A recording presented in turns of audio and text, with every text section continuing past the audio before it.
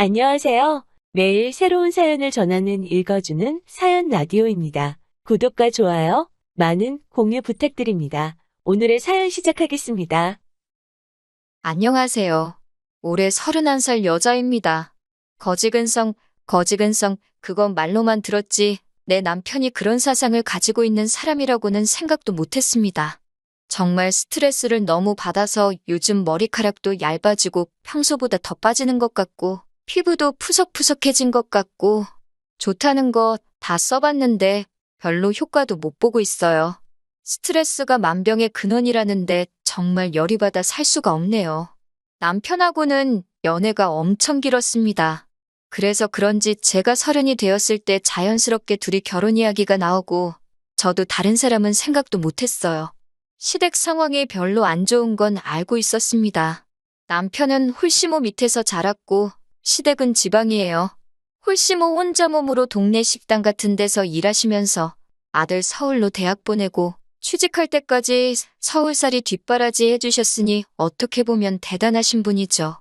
남편도 뒷바라지만 받으며 살 수 없었으니 대학생활 내내 아르바이트를 안 해본 적이 없고 취직 준비하면서도 짬짬이 일용직 같은 거 나가서 생활비 벌고 그랬습니다. 대학생활은 제가 모르지만 취직 준비하는 기간은 저랑 마침 연애를 시작했던 시기라서 그런 모습 보고 생활력이 참 강한 사람이라고 생각했어요. 명절 때도 본가 안 내려가고 서울에 남아 있었습니다. 그때 일손 구하기가 힘들어서 돈을 더 받는다고 명절 아니어도 집에는 언제든 내려갈 수 있지만 같은 시간 일하고 돈을 더 받는 날은 포기할 수 없다는 게 남편의 의견이었어요. 그래도 명절인데 남들 다 쉴 때 힘들게 일하고 와서 녹초가 돼서 혼자 집에 있는 모습 보면 많이 측은하고 그랬습니다. 저희 부모님께서 그렇게 걱정되면 집으로 데리고 오라고 하셨어요. 명절에 혼자 지내는 것보다 명절 음식 먹으면서 분위기도 내고 그러면 얼마나 좋냐고요. 그때 처음 부모님께 남자친구를 소개해줬고 남자친구도 그때는 염치도 있고 신세졌다는 마음 가지고 있으면서 저희 부모님한테 잘했습니다. 생활력 강하고 저한테 잘하고 저한테 잘하는 만큼 저희 부모님한테 잘하고 그 모습을 보니 솔직히 시댁이 어려운 형편인 건 결혼할 때 크게 고려할 상황이 아니었어요. 취직 준비 기간이 길었지만 남편이 회사도 중견급 좋은 회사로 들어가서 연봉도 나쁘지 않은 편이었거든요. 취직 기간이 짧으니 모아놓은 돈이 그렇게 많지는 않았지만 그래도 생활력이 워낙 강하다 보니 2년 직장 생활하면서 어떻게 4천만 원을 모아놓은 걸 보니 용하더라고요. 저는 대학 졸업하고 25부터 바로 취직해서 일을 했어요. 월급 많은 직장은 아니지만 부모님이 용돈이나 생활비 같은 것 조금 도와주시고 해서 5년 적금 부어서 1억을 만들었습니다. 남편과 둘이 합치면 1억 4천이었어요. 물론 제가 모아놓은 돈이 대부분이기는 하지만 앞으로 남편이 벌 돈이 더 많을 테고 저는 나중에 육아를 이유로 일찍 일을 그만둘 수도 있으니 크게 개의치는 않았습니다. 문제는 신혼집이었어요. 남편이나 제가 다니는 회사가 둘 다 강남에 있었으면 대중교통 잘 되어 있는 경기권 신도시에 신혼집을 구해볼 법도 했는데 그쪽이라고 집값이 저렴한 것만은 아니더라고요. 거기에 제가 다니는 회사랑 남편 다니는 회사 위치도 서로 정반대에 있고 경기권에 있으면 출퇴근으로만 버리는 시간도 크고 시간적으로나 체력적으로나 엄청 힘들 것 같아 보였습니다. 그렇다면 서울에 집을 구할 수밖에 없었을 텐데 지금이야 불경기라서 집값이 내려가네 어쩌네 하지만 그때는 서울 집값은 오늘이 제일 싸다는 말이 있을 정도로 매일매일 부동산 가격이 고공행진을 하던 시기였거든요. 대출을 받는 건 상관이 없는데 대출이자 달마다 나갈 거 생각하면 저도 이른 나이가 아닌데 자녀 계획을 세울 수 있나 없나 싶었고 빌라 전세에 들어가자니 솔직히 TV에 전세 사기다 뭐다 해서 안 좋은 것만 잔뜩 접했던지라 그건 내키지 않았어요. 월세 사는 것도 생각해봤는데 그러면 대출 받는 거랑 뭐가 다른가 싶어서 그것도 내키지 않았고요. 친정 부모님께서 제가 신혼집 구하는 것 가지고 이렇게 스트레스를 많이 받는 걸 보다 못해서 저를 불러서 이야기를 하시더라고요. 두 분이서 은퇴하시면 공기 좋은 곳에 집 짓고 살 계획이셨다고 해요. 은퇴 계획이다 보니 틈틈이 준비를 해오셨기 때문에 땅도 이미 가지고 계신 상태였고 구체적인 계획도 다 가지고 계신 상황이었어요. 단지 시기를 생각하지 못해서 땅만 가지고 계시고 집은 올라가 있지 않은 상황이었고요. 친정 부모님께서 제안하신 게 일단 친정집에 저희가 들어와서 같이 살자고 하시더라고요. 친정 부모님은 그때 맞춰서 건축 허가도 받고 업자랑 컨택도 해보고 집을 바로 올리시겠다고요. 당장 저희가 친정 부모님하고 같이 사는 게 불편하지 않겠나를 걱정하시더라고요. 시집살이도 하는데 대릴 사위는 못할 게 뭐냐고, 그리고 암만 계산해봐도 집 지어지는데 암만 길어봐야 1년이 안 걸릴 거잖아요? 구축 아파트라고 해도 서울에 집이 생기는데, 그리고 남도 아니고 저한테는 부모님, 남편한테는 장인 장모님 한 가족인데 그거 불편한 거 감수 못하겠다고 할 문제도 아니었어요. 물론 부모님 집이 완공될 때까지 월세 사는 방법도 있는데 그 기간이 몇 년 걸릴 것도 아니고 문제 없다고 했습니다. 남편한테 신혼집 문제를 이렇게 하게 되겠다 이야기를 했는데 당연히 좋아하더라고요. 집이 해결되었는데 이제는 돈을 모으는 일밖에 안 남은 거잖아요. 대출 없이 시작한다고 생각하니 여유 자금도 훨씬 많아지고 자녀 계획 세우는데도 솔직히 제가 지불하는 거나 마찬가지니 남편 외벌이 시킨다고 해도 그렇게 눈치도 안 보였고요. 저희 결혼 날짜 맞춰서 친정부모님 은퇴 후 지내실 집도 토목공사가 시작되었어요. 그래도 은퇴 후 보낼 집인데 업체 선정하는데도 조금 꼼꼼하게 준비하느라 시간이 걸렸습니다. 그리고 공사가 시작되면서 저는 친정부모님한테 집을 증여받았고요. 제가 모아놓은 돈으로 증여세 다 냈고 명의는 제 이름으로 했습니다. 그런데 남편이 그 사실을 가지고 펄쩍 뛰더라고요. 결혼하기로 했는데 명의를 왜 공동명의로 하지 않았느냐고요. 그 부분에 대해서는 솔직히 남편이 서운해할 수 있는 부분이라고 생각은 했습니다. 그런데 아무리 생각해봐도 공동명의를 곧바로 하는 건 아니라고 생각했어요. 신혼집이 친정 부모님이 사시던 집을 증여받은 것이고 증여세 또한 제가 여태껏 모아놓은 돈으로 다 해결을 했으니 일단은 제 명의로 해놓는 게 맞다고 생각했습니다. 공동명의로 바꾸는데 무슨 억만금이 드는 것도 아니고 연애를 길게 하기는 했지만 같이 살았던 건 아니었으니 부부간의 신뢰를 쌓아가고 시간이 지남에 따라 제가 남편에게 경제적으로 의지하게 될 날이 올 텐데 그때가 돼서 공동명의를 해도 늦지 않다고 생각했거든요.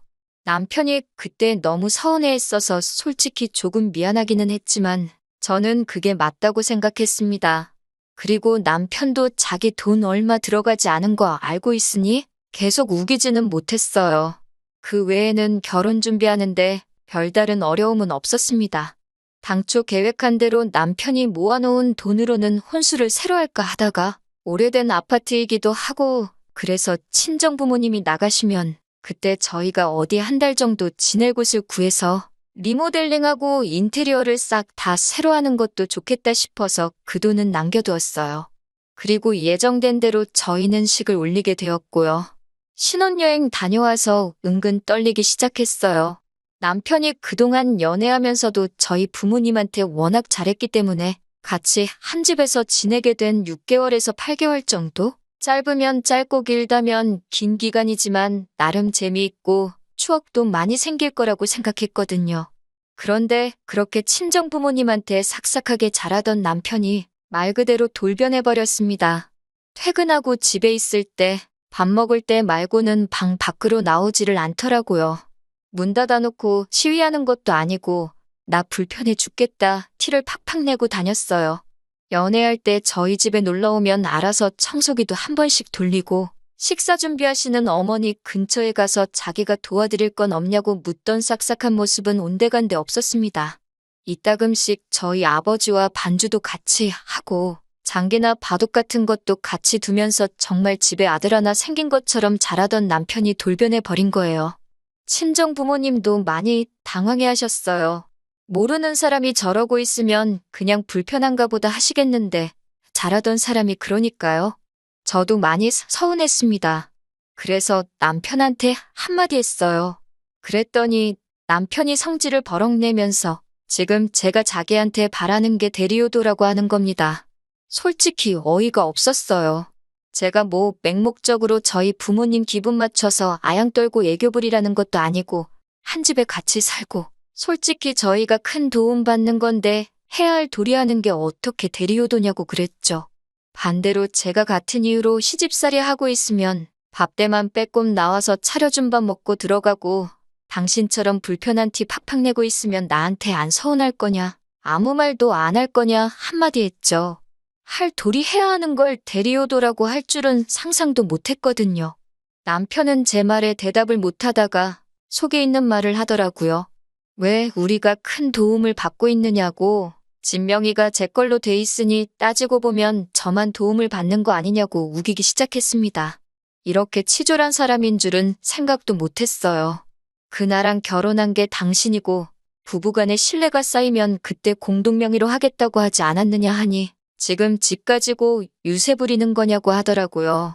그러면 이 집 포기하겠다. 다시 부모님 명의로 돌려놓을 테니 둘이서 대출 갚아 나가며 공동명의로 집 구해서 시작하자고 했습니다. 그러니까 그럴 필요는 또 뭐가 있냐고 하는 거예요. 당신 하는 행동이 딱 그거 아니냐고, 공동명의 해주기 전까지는 남처럼 지내겠다고 시위하는 거 아니냐 했습니다. 그러니 아무 말도 못하고 나중에 가서는 자기 생각이 짧았다고 숙이고 들어오더라고요. 그 뒤로 연애할 때 하던 것처럼 하는 건 아니지만 적어도 방문 쾅 닫아놓고 시위하듯 있지는 않았습니다. 중간중간 친정아버지 술상대도 해주고 집안일 같은 거 조금씩 도와주고 하면서 딱 할 만큼만 하더라고요. 약간 엎드려 절 받는 기분이 들기도 했는데 그래도 친정부모님이 조금 안심한 듯 보여서 저도 길게 말은 안 했습니다. 저희가 친정에서 신세 지면서 첫 월급을 받은 날이었어요. 남편이 결혼 전부터 시부모님께 생활비 명목으로 50만 원씩 보내고 있는 건 이미 결혼 전부터 알고 있었고 결혼 후에도 그렇게 하겠다고 미리 이야기가 돼 있던 부분이었고요. 그런데 남편이 난데없이 100만 원을 보내드려야겠다고 하는 거예요. 말한 거랑 다르지 않느냐고, 그렇게는 못하겠다고 저도 반대를 했습니다. 그랬더니 남편이 자기가 계산서를 들이밀면서 저희가 한 달 친정에서 지내면서 배달음식 시켜 먹은 금액하고 한번 부모님 모시고 같이 고기 먹으러 다녀온 것, 친정어머니랑 같이 장보고 와서 제가 계산한 것 등등 해가지고 금액을 싹 다 적어놨더라고요. 양가의 효도 똑같이 해야 하는 거 아니냐고 하면서 저희가 친정에서 지내면서 안 해도 되는 지출을 한 거나 마찬가지니 그 돈만큼 자기 어머니한테 드려야겠다는 거예요. 얼이 빠져서 말도 안 나오더라고요. 막말로 배달음식이며 외식한 거며 심지어 장봐온 거 계산해준 것까지 지는 안 먹었나요? 치킨 같은 거 시켜 먹어도 친정 부모님이 닭다리는 사위가 먹으라고 주시는 분입니다. 다리가 2개니까 장인 장모님 드시라고 거절할 법도 한데 2개 다 지가 먹고 그랬거든요. 집에서 밥 먹는다고 매일같이 고기 반찬 만들어 먹는 집이 어디 있겠어요? 장봐드린 것도 그런 이유 때문에 그래요. 저희 가족 결혼 전에는 평소에 그냥 마른 반찬에 국물도 없이 간단하게 식사 때우고 아침에는 밥 대신 누룽지 끓여서 숭늉 마시고 출근하고 그랬었거든요. 그런데 저희 어머니가 사위 배고프면 일할 때 힘 안 난다고 매 끼니마다 고기 반찬 해주시고 정 없으면 스팸이라도 한 조각씩 구워서 올려주시고 했어요. 자기 처먹은 건 생각도 안 하고 계산 대신 해준 게 효도라고 하면서 불공평하다고 떠들고 있으니 저는 이차로 어이가 없었습니다. 그걸 어떻게 그렇게 계산할 수가 있느냐 하니 나중 가서는 자기도 자기가 억지 부리는 걸 아는지 자기가 가끔씩 장인 술상대도 해주고 집 청소도 도와주니 그런 것도 다 포함해야 한다고 하는 겁니다. 정신 똑바로 차리라고 했어요. 너 지금 여기 삭받고 더부살이 하고 있는 거 아니라고. 오히려 해주는 걸로 치면 부모님이 우리한테 하나라도 더 해주려고 하시지. 그렇게 하나씩 계산하고 들면 나도 똑같이 계산해서 우리 부모님한테 돈으로 효도할 거다 하니 꼼짝도 못하더군요. 왜 그렇게 불공평해하고 자기 엄마 못 챙겨서 저렇게 안달인가 했는데 이때 싹을 보고 아예 일찍 관두던가 해야 했는데 멀리 떨어져 사는 홀씨목 걱정에 저러는 건 줄 알고 이해하려고 들었던 저와 저희 부모님만 중간에서 바보가 돼버렸네요. 아무튼 시간은 흐르고 흘러서 부모님 은퇴 후 지내실 주택이 완공이 되었습니다. 때에 맞추어 부모님 이사 나가셨어요. 제 평생을 부모님하고 같이 지내왔는데 이제 멀리 떨어져 지낼 생각을 하니 많이 아쉽더라고요. 차로 2시간이면 보지 않느냐고. 그리고 두 분 완전히 은퇴하신 거라 당신들이 오셔도 된다고. 남는 게 시간이라고 하시면서 걱정하지 말라고 하셨습니다. 친정부모님 짐이 빠지고 나니 집이 이렇게 넓었나 싶었어요. 부모님이 나간 그 주 주말에 남편이 제일 먼저 한 건 집들이 한다고 서울에 시어머니를 초대한 겁니다. 친정부모님 나가시고 그래도 이제 우리 집이 되었으니 얼마나 자랑을 하고 싶었겠나 싶었지요. 남편이 어머님 데리고 집 소개해주는 동안 저는 간단히 과일 같은 거 씻어서 준비를 하고 있었는데 남편이 친정부모님 계시던 동안 지내던 저희 방을 소개하면서 어머님께 이 방은 어머니가 지내실 방이라고 말을 해주는 걸 들었습니다. 제가 잘못 들었나 싶어서 어머님 계시는 내내 신경이 쓰였어요. 어머님이 피곤하다고 방에서 잠깐 눈 좀 붙이신다고 하는 동안 남편한테 그게 무슨 소리냐고 직접 물어봤습니다. 어머님이 지내실 방이라니 그게 무슨 소리냐고요? 그랬더니 남편이 한글도 모르냐는 듯이 어머니가 지내실 방이 어머니가 지내실 방이지 뭐겠냐고 하더라고요. 그래서 지금 어머님한테 방 한 칸을 내어드리려고 하는 거냐고, 어떻게 그런 결정을 나한테 상의도 하지 않고 통보를 할 수 있느냐고 하니 남편이 그게 뭐가 문제가 되냐고 되려 저한테 따지는 겁니다. 여태 장인장모 내가 모시고 살지 않았느냐. 이제 우리 엄마 차례다 하고 당당하게 말하는 거예요. 같이 지낸 시간이 반년이 조금 넘습니다. 토목공사부터 인테리어까지 딱 6개월 걸렸고 허가 문제랑 기타 등등 해서 그거 길게 잡아봐야 2달이 안 됩니다. 그런데 그 1년도 안 되는 짧은 기간을 가지고 우리가 그동안 친정부모님을 모시고 살았으니 이제는 시부모도 모시고 살아야 공평한 거 아니냐고 우기는 거예요. 남편이 이렇게 효도에 미친 사람인 줄 몰랐습니다. 그동안 친정부모님 집에 얹혀 살면서 얼마나 자격지심이 생겼기에 저러는 걸까요? 벌써 시어머니 와 계신 지도 일주일째인데 어머님도 그냥 여기서 눌러 살기로 정하신 건지 언제 갈 건지는 말씀도 안 하시고 우리 아들 덕분에 서울 생활도 다 해본다 하면서 좋아하시고요. 아직 원래 지내시던 곳 정리하신 게 아니니 돌아가시긴 하실 텐데 그건 그거대로 또 문제예요. 난데없이 거기 다 정리했다고 진짜 여기로 짐 싸서 오실까봐 말입니다. 안녕하세요. 4개월 만에 후기 보내드립니다. 공동명의 가지고 치사하게 굴던 게 저런 꿍꿍이가 있었는지도 모르고 그래도 끝까지 고집 부려서 제 명의로만 집을 유지해둔 게 정말 잘했다는 생각이 드네요. 결론부터 말씀드리면 남편과는 이혼했습니다. 저희가 친정부모님 도움받은 건 생각도 안 하고 무조건 시어머니한테 효도할 차례라고 우기는 남편하고 더 길게 볼 것도 없다고 생각했어요. 얼마나 어머님 모시고 살고 싶었는지 평소였으면 꼼꼼히 알아보고 빼도 박도 못하게 진행했을 사람인데 효도할 생각에 하나도 알아보지도 않은 것 같더라고요. 이혼 이야기를 꺼내니 집이 제 명의로 되어 있어도 부부관계 증명만 가능하면 자기가 재산분할 청구할 수 있는 건 모르냐고 어디서 주워들은 이야기 가지고 저한테 겁을 주더라고요. 애초에 이 집이 제 명의로 되어 있는 게 결혼 전에 증여받은 거는 염두에 두지도 않고 저러고 있던 거예요. 결혼하고 친정부모님하고 곧바로 같이 살았고 살다가 두 분이 이사를 나가셨으니 집단에는 증여가 그때 이뤄진 걸로 착각을 하고 있던 거죠. 그러니까 결혼 후에 생긴 재산이나 마찬가지니 분할해 가겠다고 큰 소리를 떵떵 치는 거고요. 그리고 모르긴 모르지만 결혼기간이 고작 1년인데 재산 분할 청구를 할 수나 있는지. 어차피 소송으로 가봐야 시부모 봉양을 강요하는 남편한테 이 결혼에 대한 파탄 사유가 분명할 것 같은데 위자료는 어떻게 감당할 거냐고 물어봤더니 아뿔싸 싶었는지 그때부터 표정이 사색이 되더라고요. 원래 이렇게 대책 없는 사람도 아니고 똥멍청이도 아니었는데 참 뭐가 이 사람을 이렇게 바꿔놓은 건지. 결혼을 했으니 부모에 대한 효도도 똑같이 나눠서 해야 맞다는 게 남편의 생각인 것 같은데 이건 누가 봐도 자기 어머니한테만 잔뜩 기울어 있는 상황인 거잖아요.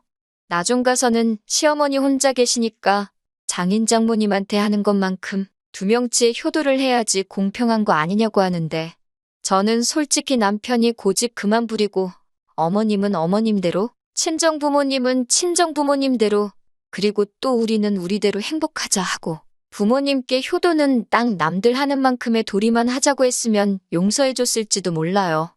그런데 친정부모님한테 신세는 있는 대로 져놓고서는 혼자 자격지심의 시어머니한테만 효도해야 한다고 하는 저게 저는 이해가 도통 안 된다는 말이죠. 결국 의견을 좁히지 못하고 남편하고는 이혼하게 되었습니다.